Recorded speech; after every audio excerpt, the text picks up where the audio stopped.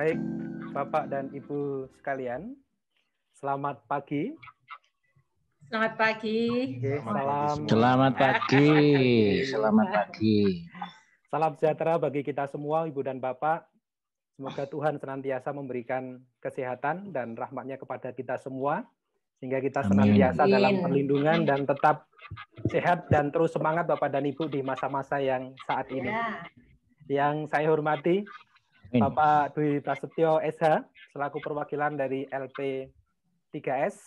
Terima kasih Bapak yang sudah bersama dengan teman-teman di LP3S yang menginisiasi kegiatan webinar yang nanti rencana akan dilaksanakan di bulan depan, ya. 3 dan 4 Oktober. Ya, akan dilaksanakan di bulan depan November, minggu kedua, ketiga, dan keempat, nih Bapak dan Ibu, nih. Oh iya. Ya. Hari ini merupakan tahap awal pertemuan kita Bapak dan Ibu untuk sedikit share begitu tentang apa yang sudah kita lakukan selama proses pembelajaran khususnya di masa-masa pandemi saat ini Bapak dan Ibu. Kami yakin ini bukan hal yang mudah untuk kita semua, tetapi juga bukan hal yang tidak bisa kita lalui. Jadi apa yang terjadi saat ini terjadi secara umum tidak hanya di Indonesia Bapak dan Ibu, tetapi juga terjadi di dunia. Sehingga apa yang kita alami dialami juga oleh semua penduduk yang ada di dunia ini dan termasuk juga berdampak di dunia pendidikan Bapak dan Ibu. Kalau saya boleh menyampaikan sesuatu ya tentang pandemi ini Bapak dan Ibu, bahwa pandemi ini memang hal yang berat bahkan rumit, tetapi pandemi bukan berarti kita berhenti Bapak dan Ibu. Berhenti untuk terus berusaha dan berjuang dengan cara-cara yang berbeda untuk menciptakan inovasi-inovasi yang ada dengan hal-hal yang pastinya berbeda dengan apa yang sudah terjadi Bapak dan Ibu, dan kami yakin apa yang sudah diinisiasi oleh LP3S ini merupakan salah satu bentuk respon positif terhadap keadaan yang saat ini terjadi. Sehingga mari Bapak dan Ibu, di bawah layanan LP3S, mari kita bersama-sama melalui pandemi saat ini dengan cara-cara yang pastinya akan memberi warna yang baru untuk pendidikan kita, sehingga nanti kita bisa memberikan layanan yang tetap terbaik bagi peserta didik kita. Untuk itu Bapak dan Ibu, kami persilahkan untuk Pak Dwi Prasetyo, perwakilan dari LP3S, untuk memberikan pengantar sekaligus memberikan penguatan kepada kita semua Bapak dan Ibu, sehingga kita ke depan akan terus berjalan dan terus melalui kondisi ini dengan penuh semangat. Untuk itu kami persilahkan Pak Dwi. Baik, terima kasih Mas Wahyudi. Izinkan saya memanggil Mas Wahyudi saja, bukan Bapak. Soalnya saya takut nanti semakin tua nanti Mas Wahyudi gitu ya. Jadi mohon maaf juga pada Ibu dan Bapak sekalian. Terima kasih banyak untuk Ibu Bapak Kepala Sekolah yang sudah berkenan untuk bergabung merespon undangan kami yang mungkin relatif mendadak ini. Tetapi kami senang dengan respon yang begitu baik dari Ibu Bapak sekalian. Mas Wahyudi tadi sudah menjelaskan bahwa kita saat ini sedang ada di masa-masa yang tidak mudah begitu, dan semalam izinkan saya membagi pengamatan saya atau upaya saya untuk mengikuti perkembangan pandemi dari aspek pendidikan. Semalam itu di salah satu channel televisi ada diskusi atau wawancara antara Mas Menteri Pendidikan kita dengan Ira Kusno. Jadi memang meskipun kita sudah menjalani upaya untuk mencari inovasi pembelajaran selama beberapa bulan ini, dalam prakteknya memang masih banyak ditemui kendala dan berbagai variasi penerapan begitu. Sehingga saya sangat senang bahwa teman-teman di FKIP Satya Wacana menyambut baik ini ajakan kami yang kalau boleh dibilang mungkin mohon maaf ini Ibu Bapak sekalian mudah-mudahan belum terlambat begitu ya kita menyelenggarakan kegiatan ini, karena kami sempat malu juga ini. Waduh, yang lain semua sudah menyelenggarakan webinar terkait dengan pencarian model-model pembelajaran di masa pandemi ini, tetapi kemudian kami diyakinkan bahwa semua kita sedang terus belajar dan mencari model yang paling cocok, dan bersyukur bahwa kita juga nanti akan membicarakan di dalam 3 kali pertemuan lanjutan bagaimana pembelajaran daring dan blended learning yang kontekstual begitu. Saya membayangkan mungkin juga ini yang sedang bicara di sini, siapa tahu satu ketika nanti menjadi calon Mas Menteri untuk melihat bahwa sekolah-sekolah di lingkungan layanan LP3S pun sangat beragam. Ada yang begitu siap dengan merespon pandemi ini, ada yang memang juga mungkin masih sedang mencari-cari pola, ada juga yang masih terkendala bahkan dengan peserta didik yang juga masih terus saja belum cukup menggembirakan dari sisi masukan karena persaingan dengan sekolah-sekolah yang lain. Nah, kami senang dan kami berharap bahwa apa yang sedang coba diupayakan bersama, bukan hanya oleh LP3S, tetapi oleh FKIP dan juga oleh Ibu Bapak sekalian, terutama yang mengalami secara langsung proses pembelajaran itu, karena seperti Mas Wahyudi dan teman-teman dosen di kampus misalnya begitu, yang kita alami kan pembelajaran di kampus begitu ya Mas, yang mungkin relatif sudah lebih siap begitu dukungan PJJ-nya, sementara di sekolah-sekolah kita mungkin ada yang sangat mengalami kesulitan dengan berbagai faktornya. Jadi sekali lagi atas nama LP3S kami mengucapkan banyak terima kasih untuk kesediaan Ibu Bapak sekalian. Juga terima kasih banyak untuk teman-teman FKIP. Teruslah menjadi terang begitu di tengah-tengah pandemi yang kita belum tahu kapan akan berakhir. Termasuk berita yang tidak menyenangkan yang kita dengar sehubungan dengan vaksin. Ada rencana penundaan, tidak jadi lagi bulan November katanya. Vaksin itu akan mulai disebarkan. Artinya kita masih akan terus menghadapi tantangan untuk mencari inovasi pembelajaran. Begitu sementara Mas Wahyudi, mohon maaf kalau ada hal yang kurang berkenan. Ya, terima kasih Pak DP yang sudah memberikan pengantar yang menyejukkan kita semua Bapak dan Ibu, informasi-informasi yang ada, tetapi apa yang disampaikan ini menjadi sesuatu yang perlu kita refleksikan bersama Bapak dan Ibu. Tidak ada sesuatu yang dikatakan terlambat, tetapi ini sudah merupakan respon yang sangat bagus yang dilakukan oleh LP3S. Jadi waktu kami dikontak oleh pengurus Bapak dan Ibu, baik pun waktu itu kemudian kami diminta untuk bersama-sama memikirkan tentang bagaimana peran kita sebagai yayasan atau institusi Kristen yang nantinya bisa memberikan juga motivasi, bahkan bisa memberikan layanan yang nanti bisa digunakan oleh Ibu dan Bapak di dalam proses pembelajaran khususnya di masa pandemi ini maupun yang nanti di pasca pandemi. Karena pandemi ini bukan satu-satunya Bapak dan Ibu yang menjadi tantangan, tetapi ke depan tantangan pendidikan kita juga semakin maju Bapak dan Ibu. Sehingga kita juga harus berpikir ke depan, tidak hanya berpikir selama pandemi ini, tetapi juga berpikir pasca pandemi. Apakah kita akan berhenti setelah berjuang dengan pandemi ini, ataukah kita tetap fight untuk berjuang, tetap bertahan untuk mengikuti perkembangan yang ada. Ya, baik Pak DP dan Ibu dan Bapak sekalian, mohon izin saya share screen dari beberapa hal yang ingin saya sampaikan terkait persiapan kita Bapak dan Ibu untuk mengikuti webinar nanti yang akan dilaksanakan selama 3 tahap di bulan depan.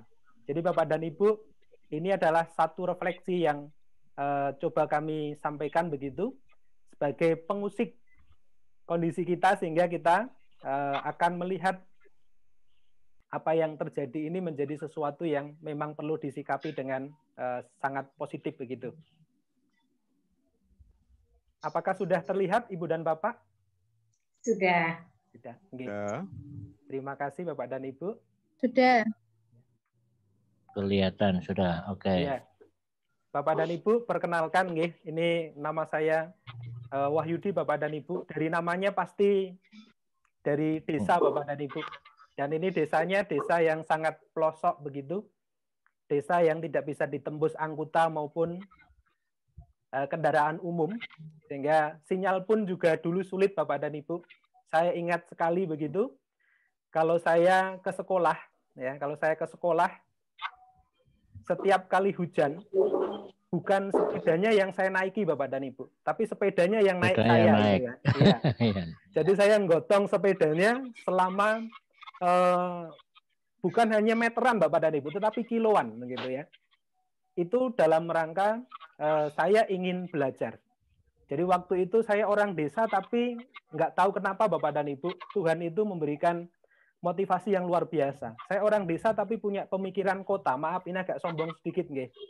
Jadi betul-betul saya tinggal di desa, tetapi saya nggak mau sekolah di sekolah yang sembarangan Bapak dan Ibu. Padahal kalau disuruh bayar ya pasti nggak kuat bayar, begitu ya. Tapi waktu itu saya berusaha untuk mencari cara, dengan cara mencari beasiswa, ataupun bahkan pada saat saya SMA Bapak dan Ibu, saya harus tinggal di tempat orang, kalau istilah Jawa itu harus ngenger gitu ya, tinggal di tempat orang supaya saya bisa sekolah begitu. Dan waktu itu saya sekolah di SMA Kristen Purwodadi Bapak dan Ibu. Saya tidak menyangka saya dari desa kemudian ke kota begitu, dan ini ada guru saya yang dulu mendampingi saya luar biasa begitu nggih. Saya dulu dikenal orangnya pendiam Bapak dan Ibu. Sebenarnya bukan pendiam, tapi menahan diri supaya tidak banyak pengeluaran Bapak dan Ibu. Karena tidak ada uang kan nggih, harus diam begitu ya. Diam mikir, belajar supaya tetap bisa sekolah begitu. Itu yang saya lakukan. Bahkan waktu itu juga saya punya cita-cita yang tinggi Bapak dan Ibu. Ingin menjadi dokter sebenarnya. Nah, sekarang malah jadi dokter anak Bapak dan Ibu. Jadi anak-anak Bapak dan Ibu yang kuliah di UKSW ternyata ketemu dengan saya. Jadi tidak hanya dokter secara definisi secara umum, tetapi ini dokter yang cukup besar lingkupnya begitu. Dan ini yang saya alami Bapak dan Ibu. Waktu itu saya melihat bahwa tantangan saya begitu besar. Saya tinggal dari desa, saya harus ke kota dengan proses yang sangat panjang. Saya kuliah pun, meskipun saya dapat beasiswa juga bukan hal yang mudah Bapak dan Ibu. Saya harus jadi sales, ya, sales kaos Dagadu, saya ingat betul. Saya keliling ke kos-kosan begitu untuk jual kaos. Bahkan saya menjadi seorang tukang kayu. Jadi saya bertahan hidup di Salatiga itu dengan cara menjadi tukang kayu di sana. Jadi kalau teman-teman malam mingguan itu ya jalan-jalan, kemudian nongkrong, ngopi-ngopi gitu, ya saya ya nongkrong Bapak dan Ibu, tapi nongkrong dengan cat kayu gitu ya. Jadi kalau yang teman-teman ngopi, saya ya nongkrong, duduk begitu sambil ngecat begitu. Ini yang terjadi. Tantangan waktu itu luar biasa. Tapi justru refleksi hidup saya mengantarkan kepada saya menjadi seorang pribadi yang tidak mudah putus asa Bapak dan Ibu. Saya terus berjuang sehingga saya bisa sampai ke level pendidikan yang menurut saya waktu itu bukan hal yang bisa saya capai gitu. Tetapi cara Tuhan menggunakan situasi, kesempatan, dan orang-orang yang ada di dekat saya mengantarkan saya pada kondisi saat ini. Jadi kondisi yang berat tadi bisa dilalui Bapak dan Ibu. Nah, saya menggambarkan kondisi yang saya alami dengan kondisi kita saat ini Bapak dan Ibu. Pandemi COVID-19 ini bukan hal yang mudah juga Bapak dan Ibu. Menjadi hal yang sangat berat. Kalau kita lihat Bapak dan Ibu, ya, kondisi yang seperti ini sekilas hanya sebuah tempat kosong. Tapi kalau kita mau merefleksi begitu Bapak dan Ibu, saya sebagai seorang guru melihat kondisi ruangan yang seperti ini bahkan sampai berjamur itu menjadi satu goresan peristiwa yang menurut saya sangat pedih Bapak dan Ibu. Jadi ini kondisi real saat awal-awal terjadi pandemi COVID-19, kemudian Menteri Pendidikan memberikan surat edaran tentang belajar dari rumah. Ini yang terjadi Bapak dan Ibu. Bukan hal yang mudah. Ini hal yang sangat menyedihkan. Di mana kita sebagai Yayasan Kristen begitu Bapak dan Ibu ya, untuk bisa menarik perhatian masyarakat untuk masuk ke sekolah kita, itu pun hal yang sangat berat dan penuh perjuangan. Pada saat mereka sudah masuk, kemudian muncul pandemi ini, dan mereka tidak bisa bersama-sama dengan kita di sekolah, itu juga pukulan yang berat buat kita. Misalkan mereka pun bisa masuk dan sekolah, mereka sangat terbatas. Mereka dibatasi ruang lingkup, mereka dibatasi untuk area bermain, tidak lagi punya kebebasan yang penuh untuk melakukan aktivitas, bahkan untuk belajar. Ini yang menjadi refleksi kita bersama Bapak dan Ibu. Seperti yang saya alami yang lalu gitu ya. Saya manggul sepeda gitu ya. Saya harus berjalan, saya harus berjuang, saya harus berjualan, saya harus jadi tukang kayu. Sama dengan kondisi kita saat ini. Kondisi yang berat itu pasti bisa kita lalui jika kita punya komitmen, punya inisiatif untuk mencari cara dengan cara berkolaborasi seperti yang sudah diinisiasi oleh LP3S ini menuju kepada keberhasilan bersama Bapak dan Ibu. Jadi kalau kita lihat proses pembelajaran yang harusnya terjadi Bapak dan Ibu, ini sebenarnya kita diberhadapkan pada kondisi yang sangat kontradiktif. Kondisi yang menuntut kita dengan informasi, dengan sumber-sumber belajar yang begitu cepat, akhirnya harus terhenti Bapak dan Ibu. Ini tuntutan kekinian kita Bapak dan Ibu. Sebenarnya kita sudah ada dan berada di area pembelajaran digital yang begitu cepat. Tetapi semua yang ada, teknologi yang luar biasa, uang yang begitu banyak, ya, pada saat Tuhan memberikan ujian kepada kita dengan kondisi yang saat ini, seakan-akan semuanya terhenti. Pembelajaran yang lalu Bapak dan Ibu bisa kita lakukan secara sinkronus, ya, melalui dua cara, tatap muka langsung, kemudian tatap muka virtual, dan juga kita sudah pasti, saya yakin di sekolah-sekolah sudah mulai menggabungkan antara kegiatan tatap muka dalam bentuk sinkronus ini dengan yang asinkronusnya. Pelajaran yang didesain dalam jaringan yang bisa diakses kapan dan di mana saja oleh peserta didik. Sehingga kalau dijelaskan dalam bagian yang lebih spesifik Bapak dan Ibu, maka kondisinya akan seperti ini. Kita bisa tatap muka dengan peserta didik, kita bisa melakukan interaksi, kita bisa melihat perkembangan peserta didik kita dengan sangat mudah. Dan saat ini juga kita bisa melakukan tatap muka meskipun beda tempat dan jauh di sana. Jika itu direncanakan dengan baik, maka semuanya juga bisa berjalan dengan baik. Ruang belajar mandiri yang didesain dalam bentuk learning management system yang bisa memberi peluang peserta didik untuk bisa belajar, dan ruang digital yang dilakukan untuk kolaborasi pun seharusnya juga bisa dilakukan. Tetapi ada satu ruang yang sekarang kita sudah tidak bisa melakukan itu, yaitu di kuadran pertama tadi Bapak dan Ibu, atau di bagian pertama tadi. Untuk saat ini, ada sebagian besar yang tidak bisa melakukan tatap muka langsung. Tetapi pasti ada juga yang sudah melakukan itu karena dalam kondisi yang sudah memungkinkan. Tetapi sebagian besar sekolah-sekolah kita masih ada pada 3 area ini, Bapak dan Ibu. Mau tidak mau, kita sudah dituntut untuk memberikan layanan, ya, memberikan layanan. Misalkan tatap muka pun, tatap muka yang dilakukan secara virtual. Memberikan tugas-tugas pun, baik individu maupun kelompok, juga diberikan secara virtual juga, dalam bentuk jaringan. Itu tuntutan kekinian kita, Bapak dan Ibu. Sehingga pembelajaran tatap muka yang dulu menjadi hal yang kita agungkan sebagai satu bentuk aktivitas belajar yang paling efektif, sekarang harus bergeser begitu. Hingga kondisi inilah yang menuntut kita untuk berubah dan melihat dan melakukan sesuatu yang berbeda. Sehingga kita bisa tetap memberikan layanan yang terbaik bagi peserta didik kita, Ibu dan Bapak. Nah, ini yang akhirnya membuat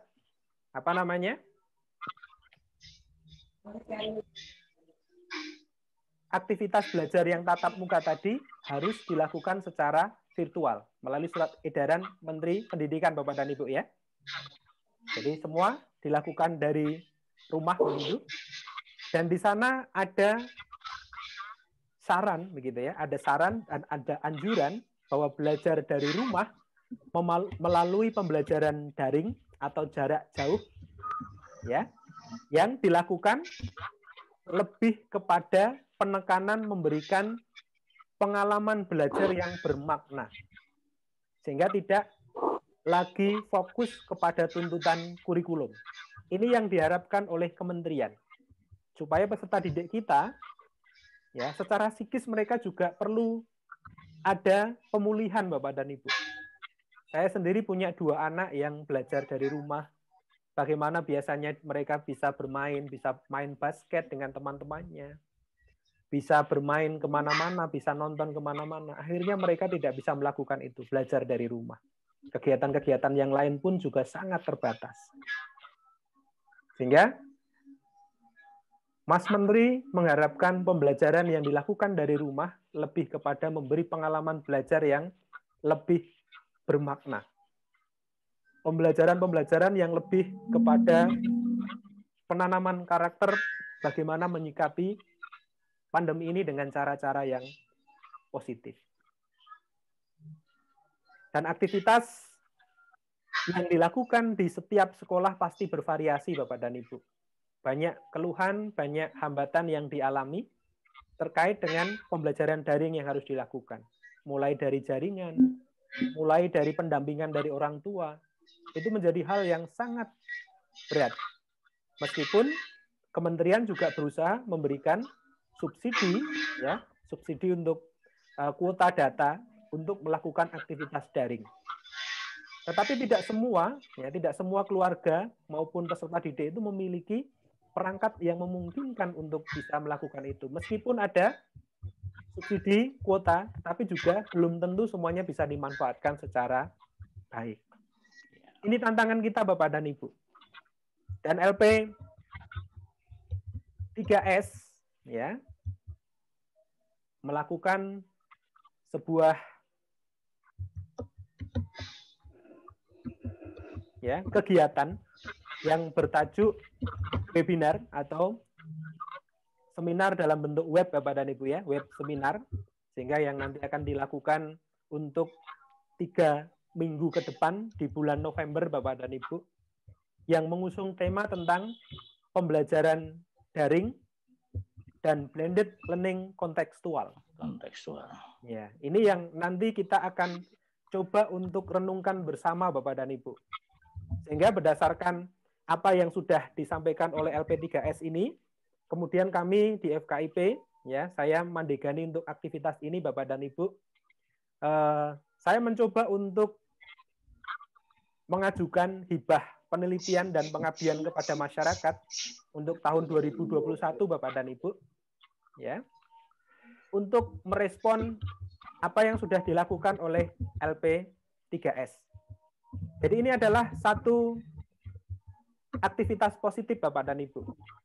Ya, aktivitas positif yang digunakan untuk merespon kondisi yang sebenarnya berat, tetapi dengan cara-cara yang maju, dengan cara-cara yang memberi harapan begitu Bapak dan Ibu. Dan ini akan kita lakukan bersama Bapak dan Ibu. Nanti Bapak dan Ibu sebagai praktisi di sekolah bisa memberikan informasi-informasi kepada kami, sehingga kami bisa menggali sebanyak-banyaknya informasi, sehingga kami bisa gunakan sebagai data awal Bapak dan Ibu untuk melakukan penelitian pengembangan berikutnya. Jadi saya bersama tim, ya, saya bersama tim setelah webinar nanti kami akan mencoba ya di kampus Bapak dan Ibu, di kampus beberapa bulan yang lalu, karena kebetulan mahasiswa baru kami 2020 juga sama Bapak dan Ibu mendapatkan dampak dari pandemi ini, mereka belum pernah ke kampus. Mereka belum pernah mengikuti aktivitas yang dilakukan secara online yang terjadi di kampus. Apalagi dengan pola pembelajaran yang sangat berbeda. Pada saat mereka menjadi siswa, ya, SMP, SMA, kemudian mereka menjadi mahasiswa, pasti pola belajarnya berbeda. Dan saat itu mereka harus melalui itu dengan cara daring. Akhirnya Bapak dan Ibu selama 2 bulan, ya 2 bulan saya mengembangkan sebuah sistem pembelajaran ya yang dikemas dalam bentuk pembelajaran daring menggunakan LMS Moodle Bapak dan Ibu. Akhirnya kami mencoba untuk mengembangkan itu. Dan akhirnya setiap malam saya harus membuat video-video tutorial bagaimana mereka mengaplikasikan pembelajaran ini sampai kepada bagaimana mereka belajar yang baik. Bagaimana mereka mengelola tugas, bagaimana mereka mengirimkan tugas, bagaimana kalau mereka tugas akhir. Itu bukan hal yang mudah Bapak dan Ibu. Apalagi semua dilakukan dari rumah. Bagaimana kita mengontrol bahwa mereka bekerja dan belajar secara baik dan positif, sulit untuk melakukan pengontrolan itu. Sehingga yang kami lakukan Bapak dan Ibu, kami mencoba untuk menggabungkan kegiatan yang sinkronus tadi Bapak dan Ibu dalam virtual seperti ini. Kami tidak hanya menyampaikan materi, tetapi memberikan pemahaman-pemahaman bahwa belajar itu bukan sekedar mencari nilai. Belajar itu untuk mencari jati diri. Belajar itu untuk mengenal bagaimana saya menyikapi keberadaan yang ada di lingkungan saya, bagaimana saya mempersiapkan masa depan saya, dengan cara-cara yang benar, dengan cara-cara yang jujur. Nah, disitulah nanti Bapak dan Ibu, meskipun dengan cara online, kami tetap bisa menanamkan hal-hal baik yang bisa dilakukan oleh mahasiswa kami. Sehingga kami bersama tim Bapak dan Ibu, untuk tahun depan, sesuai dengan webinar yang sudah dilakukan, kami akan mencoba untuk mencari model baru pembelajaran daring yang kami kemas dalam bentuk pembelajaran tatap muka online dan pembelajaran yang asinkronus dalam bentuk LMS dalam tugas mandiri maupun kolaboratif yang kami kembangkan dalam satu pembelajaran yang kita sebut dengan pembelajaran 3CM Bapak dan Ibu. 3CM itu kalau dalam bahasa Indonesia bisa diterjemahkan menjadi asik, kritis, kreatif, dan bermakna. Ya, kalau dalam terjemahan bahasa Inggris kepanjangannya itu cool, critical, kreatif, dan meaningful. Ternyata saat ini Bapak dan Ibu, anak-anak belajar tidak cukup jika hanya dikuatkan kemampuan berpikirnya, kemampuan logikanya, kemampuan yang hanya berada pada area kerja otak kiri. Karena kalau kita melihat Bapak dan Ibu tentang domain kognitif yang dikembangkan oleh Bloom Bapak dan Ibu, tataran kemampuan yang paling tinggi justru berada pada kreatif, create, menghasilkan sesuatu. Bukan hanya berpikir, menganalisis, dan mengevaluasi. Seseorang yang hanya mampu menganalisis dan mengevaluasi, mereka hanya mampu memberikan saran, Bapak dan Ibu.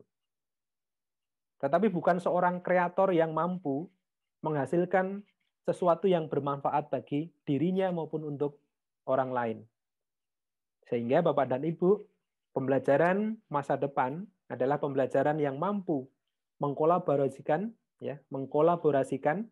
kerja otak kiri dan otak kanan sehingga menjadi pribadi yang utuh.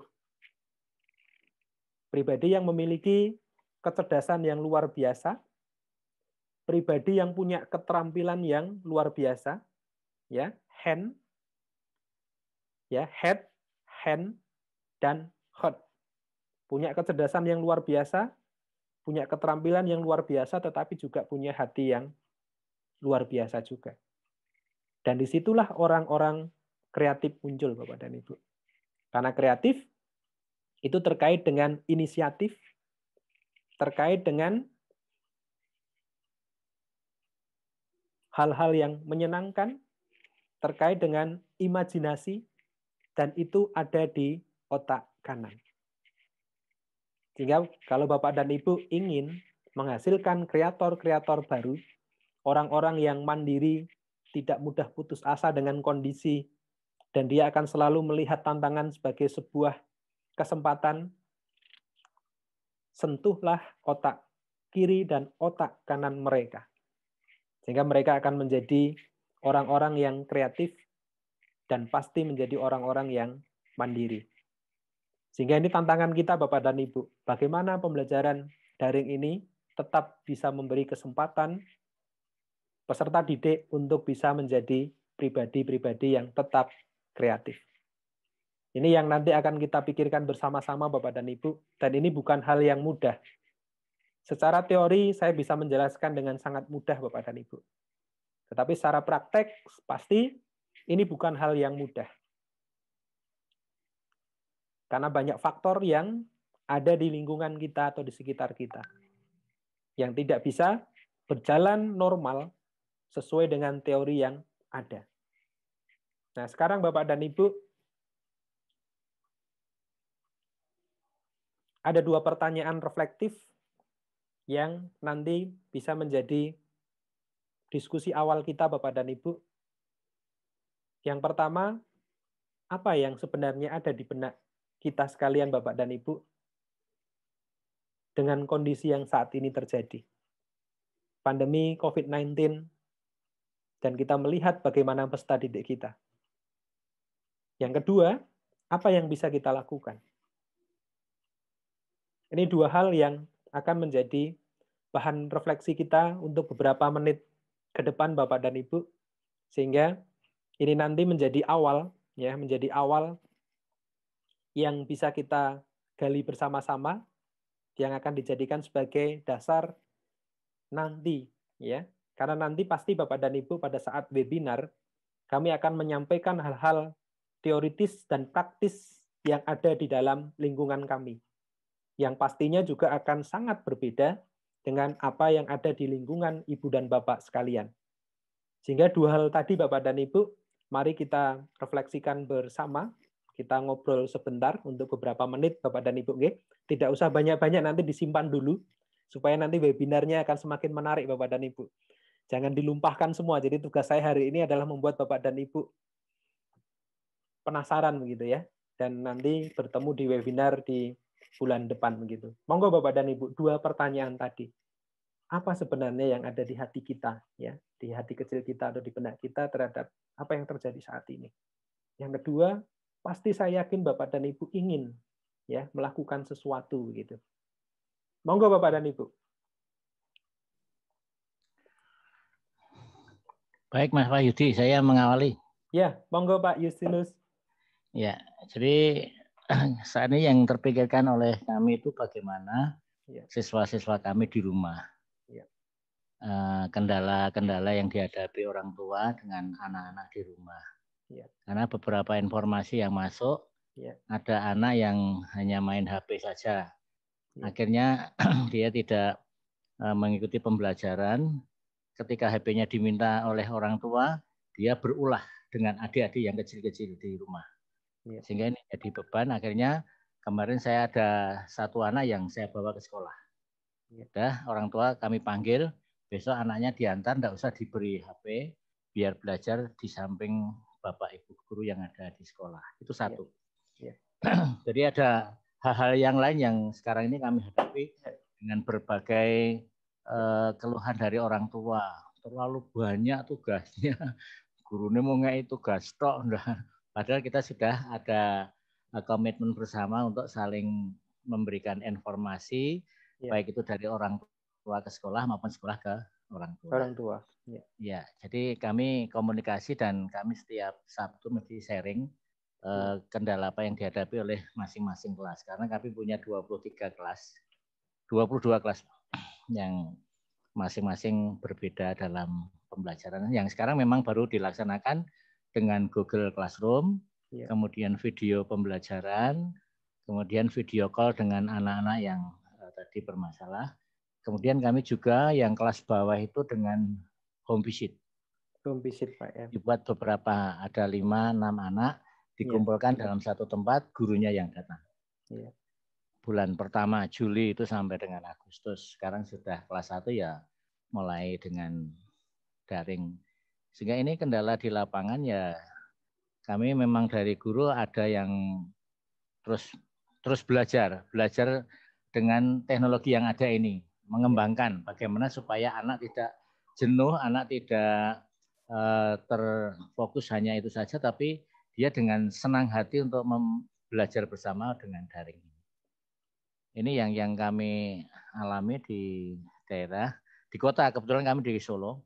Kemudian yang di Karanganyar kami ditugaskan di Karanganyar.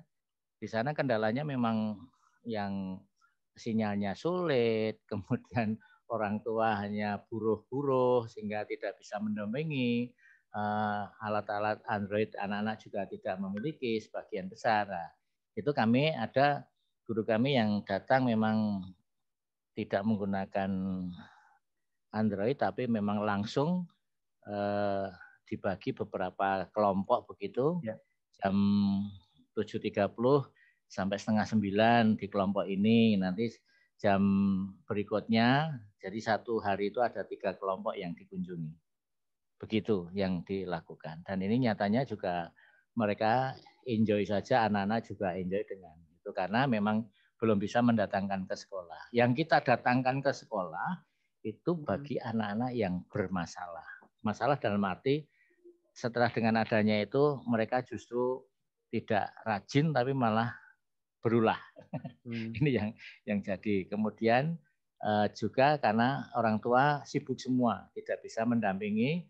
Sementara kalau HP ditinggalkan itu nanti banyak untuk bermainnya daripada untuk belajarnya. Jadi ini yang di lapangan seperti itu Pak Wahyudi. Mungkin ada sesuatu yang indah dari Pak Wahyudi yang nanti bisa kita praktekkan di lapangan sehingga bisa memacu kami yang di lapangan ini yang menghadapi berbagai kendala baik itu dari anak-anak maupun orang tua. Terima kasih demikian dulu Pak Wahyudi. Nanti kita berlanjut untuk acara hari ini dan nanti tanggal 3 dan 4 November ya, kami akan tunggu itu. Ya. Terima kasih. Terima kasih Pak Justinus. Ini satu bentuk refleksi dan tindak lanjut Bapak dan Ibu. Apa yang dialami dari 2 tempat yang berbeda dilakukan penanganan yang berbeda. Ya, sehingga ini salah satu hal yang bisa dilakukan oleh Pak Justinus dengan teman-teman di sekolah beliau gitu, Jadi ini menjadi salah satu referensi Bapak dan Ibu. Jadi kita belum akan bahas banyak Bapak dan Ibu, tetapi bisa memberikan informasi awal kepada kita begitu. Bagaimana usaha yang sudah Ibu dan Bapak lakukan begitu. Salah satunya yang sudah dilakukan oleh Pak Justinus dengan teman-teman di sekolah. Dan seri webinar ini juga cukup menarik Bapak dan Ibu. Tidak hanya membahas tentang bagaimana pembelajaran daring dan blended learning, tetapi juga diakhiri dengan kegiatan yang kita namakan sebagai parenting begitu Bapak dan Ibu. Karena pada saat mereka di rumah tidak bisa tanpa peran orang tua begitu. Dan nanti bagaimana orang tua berperan juga pasti akan sangat bervariasi sesuai dengan jenjang kelas maupun jenjang pendidikan mereka. Sehingga ini juga akan memberi warna yang cukup baik. Jadi menurut saya bagaimana LP3S mengemas ini juga sudah sangat luar biasa. Ternyata apa yang disampaikan Pak Justinus sudah mengarah ke sana Bapak dan Ibu. Tidak hanya bagaimana pembelajarannya, tetapi bagaimana juga peran orang tua ada di sana. Ya, sementara itu dulu enggak apa-apa ya Pak Justinus. Kita akan bahas. Terima kasih Pak Wahyudi. Ya, nanti saya mengikuti terus. Ya. Yang selanjutnya monggo Bapak dan Ibu. Saya mungkin Pak dari SMP Bukri 3. Ya, monggo dari Bukri 3 nggih. Kami persilahkan Bu. Dari Yogyakarta. Iya, luar biasa ini nggih. Dari Jogja pun bisa ketemu kita di sini begitu. Nggih, Pak. Terima kasih kesempatan yang diberikan kepada kami sehingga kami bisa mengikuti webinar ini dengan luar biasa. Bapak untuk webinar, Bu. Iya, prawebinar. Maksud saya begitu, Pak. Saya juga senang karena kemarin ada hari ini dibahas masukan-masukan. Oh ya, bagus. Berarti nanti ke depan akan lebih matang lagi karena banyak hal yang ada di tiap sekolah yang berbeda. Yang pertama, Pak, apa yang saya di benak saya pada saat ini, kami sangat memahami bahwa musibah ini atau COVID ini kita tidak akan tahu kapan waktunya akan berhenti. Walaupun nanti itu vaksin sudah ada, tetap kami akan siap dengan ini. Harus mau nggak mau harus siap dengan PJJ, ngaten nggih, Pak. Itu yang pertama kali di benak saya. Kemudian yang kedua, lalu saya berpikir kalau begitu pembelajaran ini mestinya tidak hanya berhenti di sini saja dengan cara dan bagaimana sampai ke anak-anak, tetapi kami harus mampu memotivasi guru-guru dan siswa agar tetap bisa jalan dan menghilangkan kejenuhan yang ada di siswa maupun yang ada di guru. Ternyata yang jenuh itu tidak hanya siswa, tetapi guru itu juga jenuh. Iya, makanya pikiran saya ada di situ, Pak. Kemudian yang kedua, permasalahan ternyata tidak semakin berkurang, tetapi permasalahan itu semakin numpuk. Ekonomi orang tua, kemudian keadaan anak, bagaimana komunikasi anak dengan orang tua. Yang tadinya nggak punya HP dibelikan HP, ternyata disalahgunakan.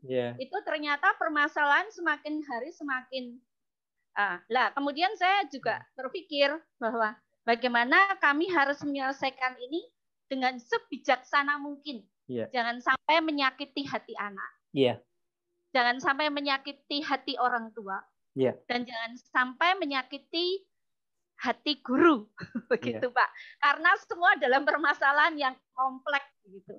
Lalu apa yang kami lakukan? Yang pertama yang kami lakukan adalah saya sebagai kepala sekolah harus selalu memberikan motivasi kepada guru-guru untuk mengingatkan.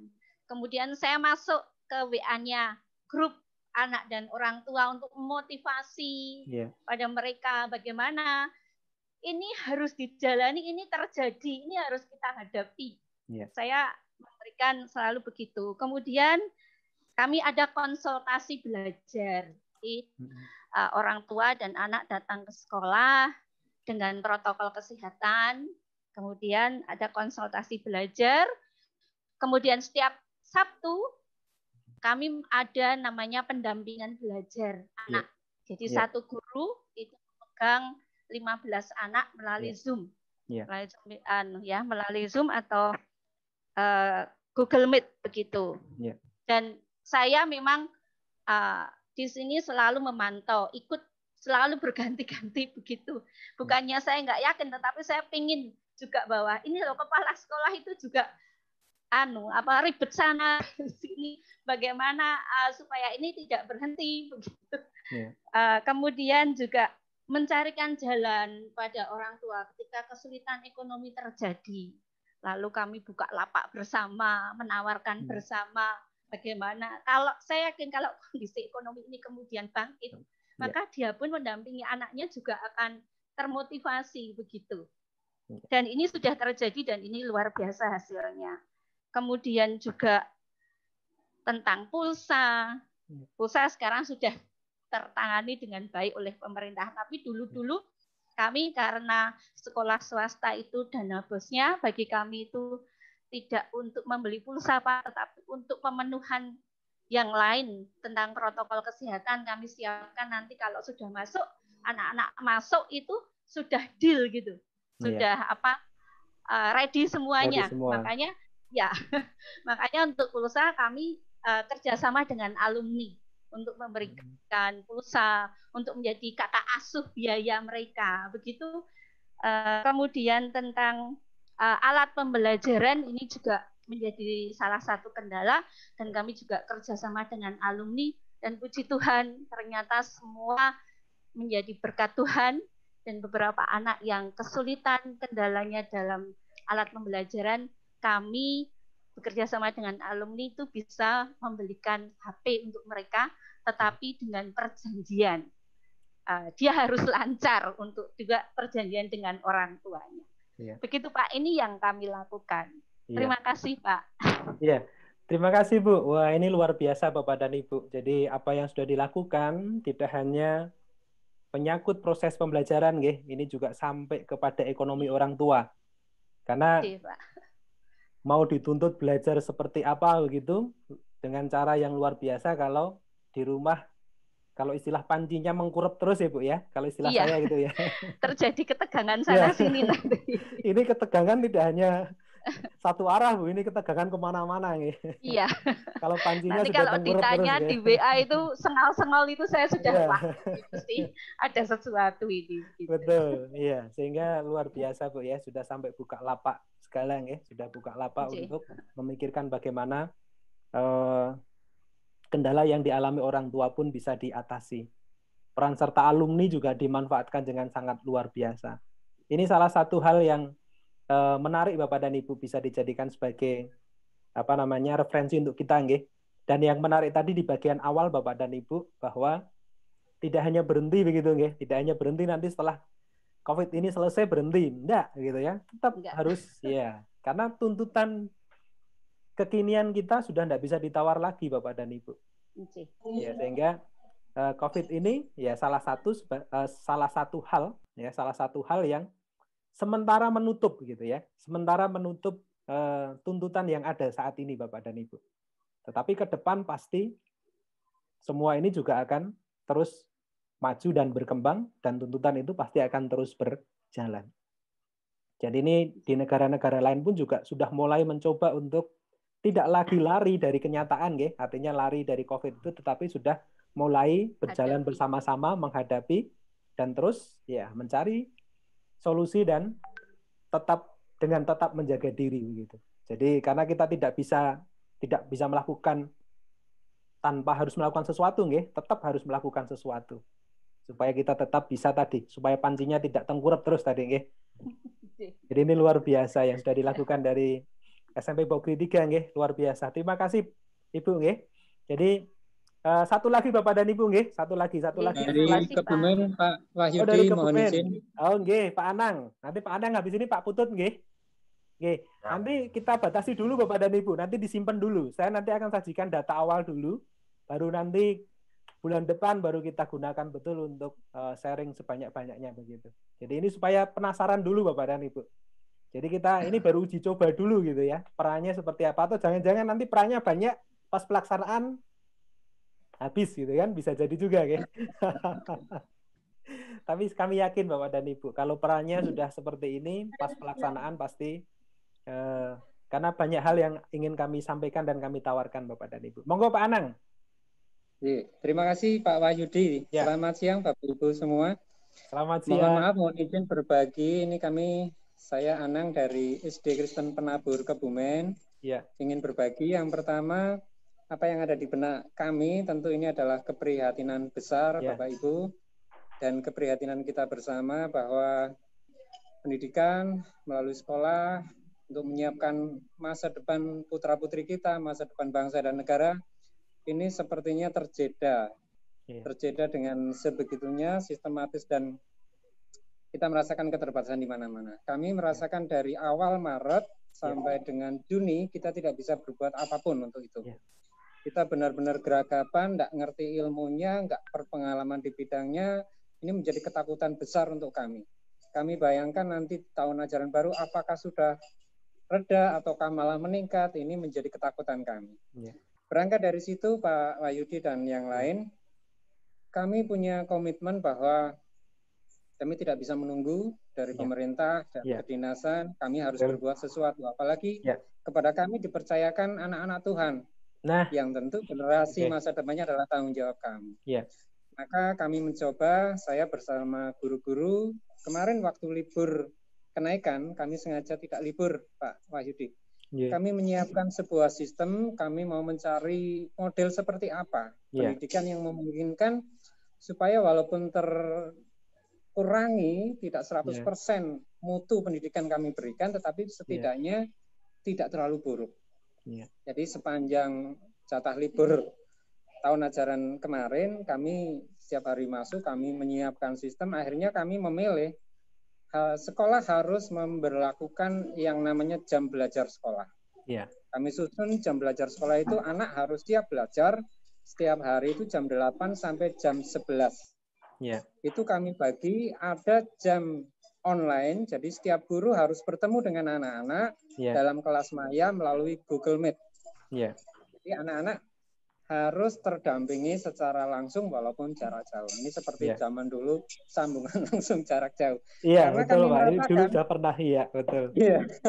Kami merasakan sekali tanpa kehadiran guru secara langsung di hadapan siswa untuk menjelaskan materi, ini ternyata menimbulkan masalah yang luar biasa. Anak tidak mudeng, orang tua galau, korbannya tetap di mana-mana adalah anak. Ketika orang tua tidak siap, dipaksa harus siap menjadi guru, korbannya sekali lagi anak. Maka kami siapkan sistem, seperti yang tadi kami sampaikan. Kami juga di awal tahun ajaran kami mengundang khususnya orang tua kelas 1. Kami melaksanakan BIMTEK, ini Google Meet yang kami pakai, pertimbangannya ini, lalu kami memberikan bimbingan secara teknis sampai dengan mereka siap menginstal, siap menggunakan, termasuk untuk anak-anak.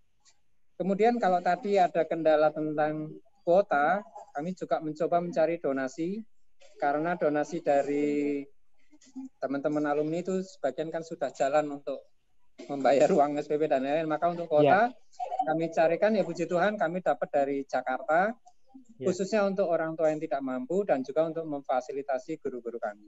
Karena di awal kami sudah menggunakan IndiHome, tapi ternyata kendala nasional juga. Ini ledakan luar biasa pemakai IndiHome, akibatnya nggak bisa mencukupi juga, akhirnya pakai kuota pribadi lah, itu kami dapatkan bantuan-bantuan. Ya puji Tuhan sekarang dari kementerian sudah turun, guru-guru dan siswa sudah menerima, kami sedang berpikir lagi, apakah cukup hanya seperti ini? Tadinya kami utamakan kan guru kelas yang mengajar tematik masuk ke online-nya, ke Google Meet-nya. Sekarang kami perlahan meningkatkan, nanti guru mapel kayak agama itu juga perlu, selama ini kan hanya untuk KI 1 dan KI 4. Untuk spiritual itu sudah terampil ya. Sekarang kami mencoba menambah sisi pengetahuannya, sisi online-nya juga ketemu begitu. Mapel-mapel yang lain juga demikian.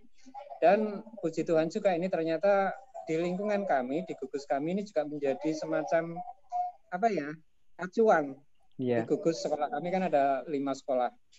Baik kami yang swasta, yang lain sekolah negeri, semuanya juga mengacu. Mereka ikut memberlakukan jam belajar sekolah. Jadi anak-anak ya harus wajib belajar di jam itu. Kemudian guru-guru kami jam 8 sampai jam 11 materi sudah harus digunakan. Kapan mereka harus mengirim materinya? Itu kami batasi malam hari, Bapak. Jadi jam 8 malam sebelum hari berjalan. Hari pembelajaran, itu materi sudah harus di-share. Ada PPT, PowerPoint, ada video pembelajaran, ada macam-macam, itu harus sudah siap di-share. Nanti saya keliling di grup. Kalau ada yang belum ya saya kontak. Ingatkan diingatkan. Karena harapan kami supaya orang tua bisa menyiapkan terlebih dahulu untuk anak-anak besok ketika belajarnya kan ada offline, ada online.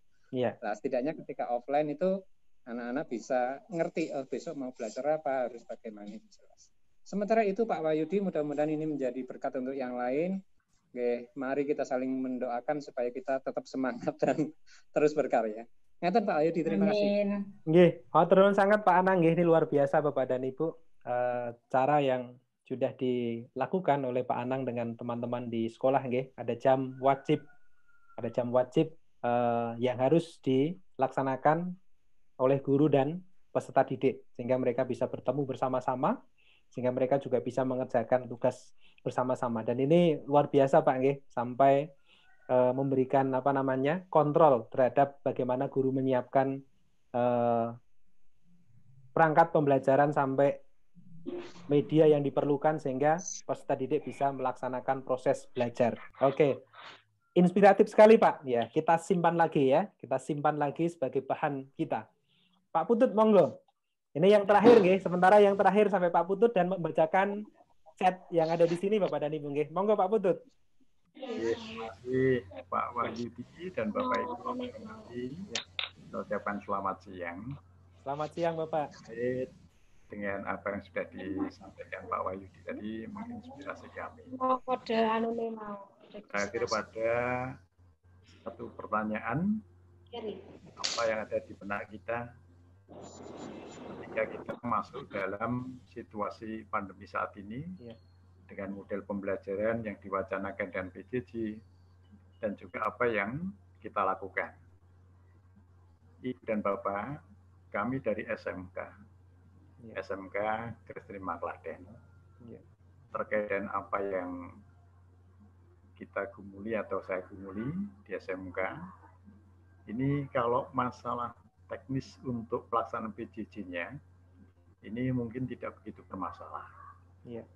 Kecuali di awal-awal PJJ, di mana belum ada bantuan dari pemerintah, memang muncul banyak masalah.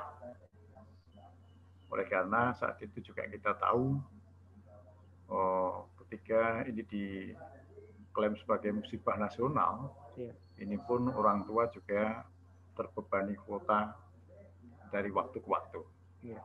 Sehingga yang kami lakukan, saat orang tua keberatan masalah dengan model PJJ harus beri kuota dan seterusnya, ini di bulan April dan Mei, ini anak-anak kita berikan dana masing-masing Rp50.000. April dan Mei, setiap bulan Rp50.000 untuk sekitar 800-an peserta didik. Terus untuk bulan Juni malah kami gratiskan Pak saat itu. Mohon maaf, masih bisa didengar ya Pak ini? Masih Pak, masih. Kami lanjutkan Pak. Iya. Kami bersyukur ketika pada bulan berikutnya, ini masalah kuota tidak begitu masalah, termasuk untuk PJJ-nya secara umum ini tidak begitu bermasalah, walaupun sebagian besar, 50%-an, 400 lebih anak ini berasal dari lereng Merapi Pak. Wah. Justru yang menjadi pemikiran kami, Pak, oleh karena kami SMK, di mana secara faktual ketika kami wawancara dengan orang tua ataupun siswa, mengapa menjatuhkan pilihan di SMK, mereka itu sebagian besar ingin kalau sudah punya keterampilan di SMK, bekerja. Nah, ketika pembelajaran harus dilaksanakan dengan model daring, khusus untuk materi-materi praktek, ini sementara tidak bisa kita laksanakan, Pak. Dan kalau kita paksakan dengan materi praktek dengan daring, ini kami pastikan hasilnya tidak optimal. Dan ini tidak akan memenuhi kualitas yang dipersyaratkan industri. Nah, sehingga kami mau nanti ada masukan dari teman-teman, dari Pak Wahyu juga, kami akan mewacanakan adanya KBM tatap muka secara bertahap. Dan ini di Klaten, ini oleh kebijakan pemerintah daerah, ini sudah dilaksanakan di 5 SMP untuk percobaan. Namun kami menjadi agak tidak bernyali juga, Pak. Karena apa? Dari 5 SMP yang diuji cobakan, 1 SMP ini diberhentikan. Karena terjadi klaster di situ. Jadi di satu sisi ada tuntutan dari industri supaya qualified anak-anak kita, standar industri. Di satu sisi kita tidak bisa melaksanakan persiapan-persiapan dengan optimal seperti kalau KBM normal. Nah, ini kami masih mencari formulasi yang terbaik untuk pelaksanaan KBM yang qualified sesuai dengan tuntutan industri. Terus yang lain, Pak, mungkin ini juga tidak begitu berkualitas apa yang kami gumuli, tapi ini betul-betul menjadikan pergumulan kami. Ketika daya dukung orang tua dalam hal pembayaran kewajiban ini juga melemah, sementara kami mempunyai kewajiban untuk memenuhi hak dari guru dan karyawan, ini kadang menjadikan kekhawatiran kami, Pak. Bertahan sampai berapa lama kami? Oleh karena guru-guru yang di kami ini betul-betul menjadi tulang punggung keluarga masing-masing. Yeah. Artinya mengandalkan penghasilannya di sekolah. Dan ini mungkin juga ada beberapa masukan, wacana, sharing dari teman-teman atau dari Bapak mungkin nanti yang bisa kami jadikan bekal untuk menyikapi situasi ke depan. Yeah. Oleh karena memang ke depan kita belum tahu sampai berapa lama ini harus berat. Yeah. Tapi puji Tuhan sampai saat ini kami selalu saving untuk 3 bulan ke depan. Ya. Kami 1 bulannya 154 juta harus kami kumpulkan. Saving kami 3 bulan ke depan harus ada, 3 bulan harus ada. Tapi apakah harus seperti ini terus? Nah, kalau seperti ini terus ada kemungkinan juga. Nah, rasa yang saya khawatirkan akan terjadi. Tapi mudah-mudahan Tuhan menguatkan kita. Ya. Terima kasih, Pak. Nggih, matur nuwun sangat Pak Putut nggih. Jadi ini tantangan tersendiri Bapak dan Ibu nggih, apalagi di SMK nggih. Di SMK keterampilan atau skill yang harusnya mendapatkan prioritas lebih besar ya Pak ya. Daripada saat kondisi saat ini menjadi tantangan tersendiri.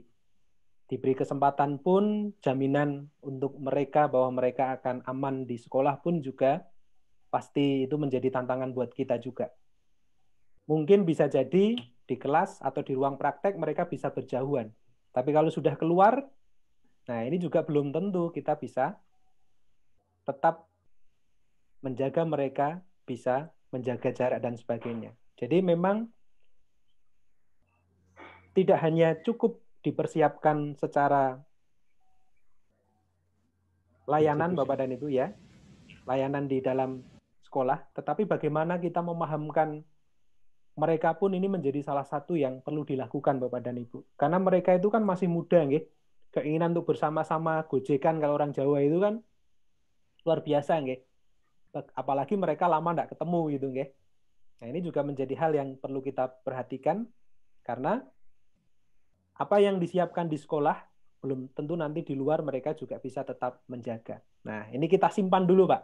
Kita simpan dulu supaya ini menjadi hal menarik nanti yang akan dibahas selanjutnya. Ini khusus untuk SMK memang sangat sangat spesial begitu. Dan untuk daring Bapak dan Ibu karena ini SMA, SMK itu sudah cukup cukup mandiri Bapak dan Ibu untuk pembelajaran basisnya daring atau PJJ pasti lebih lancar dibandingkan dengan yang level sekolah dasar begitu. Kemudian ini dari chat Bapak dan Ibu saya bacakan juga yang pertama ini tentang SMK juga nggih.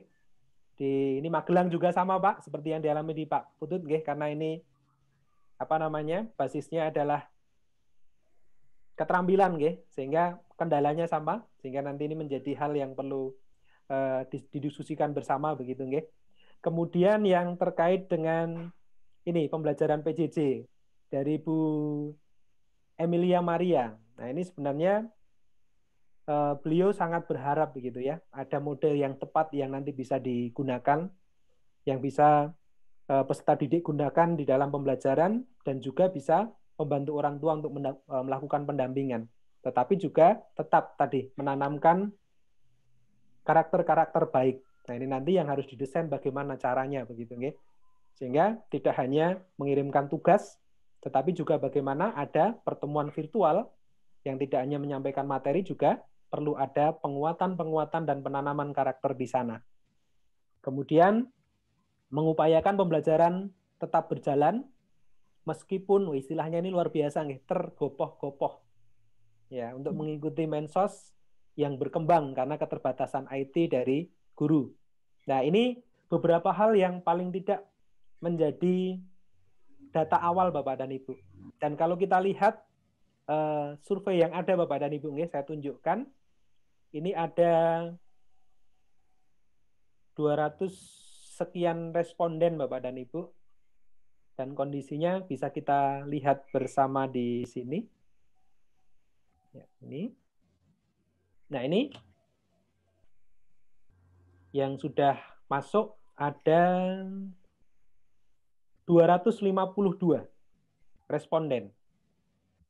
Nah, ini yang ingin saya tekankan terkait dengan aktivitas kita nanti Bapak dan Ibu tentang pembelajaran daring dan blended learning yang kontekstual nggih. Jadi Kalau dilihat di sini Bapak dan Ibu, dari sekian data yang masuk, ya ada 129 ya sekolah yang sudah melakukan kegiatan yang full daring, alias 51,2%. Ada juga yang masih menggunakan luring, tapi tidak banyak Bapak dan Ibu, tidak banyak. Kemudian pemberian tugas dan sebagainya juga tidak banyak, tetapi rata-rata berada di full daring atau sudah menggunakan blended begitu. Dan ini menunjukkan bahwa respon kita terhadap kondisi ini sudah mengarah kepada penggunaan teknologi dalam kegiatan pembelajaran. Ya, tetapi Bapak dan Ibu, berdasarkan data ini ya sudah mengatakan daring atau blended learning ini sebagian besar masih menggunakan WhatsApp Group dan Google Classroom. Nah, sehingga nanti ini akan kita coba lihat Bapak dan Ibu. Apakah daring yang dimaksud adalah seperti ini? Ya, nanti kita akan lihat. Sebagian besar ada di dua ini. Kemudian ada yang pakai psikologi, pakai Moodle, Edmodo, dan lainnya. Jadi artinya bahwa ada usaha-usaha untuk tetap melakukan layanan kepada peserta didik supaya mereka tetap belajar. Nah, nanti kita lihat Bapak dan Ibu, apakah pembelajaran daring yang dimaksudkan oleh Ibu dan Bapak dengan menggunakan fasilitas-fasilitas ini sudah sesuai dengan apa yang seharusnya. Nah, ini nanti yang menjadi bahan bahasan kita di bulan depan gitu. Jadi ini Bapak dan Ibu. Kemudian untuk materi yang dibuat Bapak dan Ibu dalam bentuk Word dan sebagainya yang dikirimkan begitu ya. Itu rata-rata sebagian besar dalam bentuk file materi-materinya dalam bentuk file. Hampir di atas 48%. Materi print out ya ada tetapi 37%. Jadi ini data sementara Bapak dan Ibu. Nah, apakah daring blended learning yang dimaksudkan seperti ini? Menggunakan WA, menggunakan Google Classroom, kemudian menggunakan materi-materi dalam bentuk yang seperti ini. Sehingga ini menjadi data awal kita Bapak dan Ibu untuk kita bahas di bulan depan. Sehingga nanti kita memiliki konsep yang sama, konsep bagaimana pembelajaran daring dan blended learning yang sebenarnya begitu, sehingga kita bisa betul-betul mempersiapkan seperti yang disampaikan Ibu tadi dari Bob Cree, bagaimana sebenarnya kita harus tetap berjalan terus meskipun COVID ini sudah berlalu, untuk tetap memberikan layanan. Bisa jadi Bapak dan Ibu, suasana pembelajaran yang sudah terbentuk ini, animo pembelajaran yang sudah terbentuk, ini juga memberi kesempatan anak-anak untuk bisa belajar secara mandiri. Karena sebelum ini Bapak dan Ibu, di luar negeri sudah sangat populer pembelajaran daring ini Bapak dan Ibu. Jadi online learning system ini sebenarnya sudah berjalan lama. Jadi kalau mereka harus diberhadapkan pada kondisi yang saat ini, secara sistem mereka sudah siap dan mereka sudah sering melakukan itu. Dan sekarang kita akan menengok itu, apakah yang kita rancang selama ini, apakah sudah betul-betul merupakan pembelajaran daring yang diinginkan, merupakan blended learning yang diinginkan sesuai dengan konteks Ibu dan Bapak. Sementara sebagai pertemuan awal Bapak dan Ibu, ini yang bisa kita diskusikan dan saya sampaikan. Sekali lagi terima kasih Bapak dan Ibu sudah memberikan wacana-wacana, memberikan pengalaman, sehingga kami bisa melihat apa yang sebenarnya terjadi di lapangan. Ya, untuk selanjutnya, monggo Pak DP untuk menutup aktivitas kita pada siang hari ini. Dipersilahkan, monggo Bapak. Baik, terima kasih Pak Wahyudi dan terima kasih juga Ibu Bapak yang sudah sebagian menyampaikan berbagi pengalamannya dan juga mungkin pertanyaan. Mohon maaf kalau yang sebagian besar belum berkesempatan untuk menyampaikan pengalaman dan juga mungkin kegalauan. Tetapi kita masih punya kesempatan di 2 minggu mendatang, kalau tidak salah tanggal 10, 17, dan 24, begitu ya Pak Wahyudi. Kita akan kembali bersama-sama mencoba menggumuli dan berbagi pengalaman ini. Dan ya tentu kita berharap bahwa apa yang sedang kita usahakan bersama Ibu Bapak sekalian, sekali lagi tadi ditekankan bahwa ini bukan hanya karena kita sedang merespon pandemi COVID, tetapi juga mungkin ke depan kita Tuhan sedang mengizinkan sekolah-sekolah Kristen ini untuk belajar dari COVID, dan pasca COVID kita akan bisa menjadi satu contoh.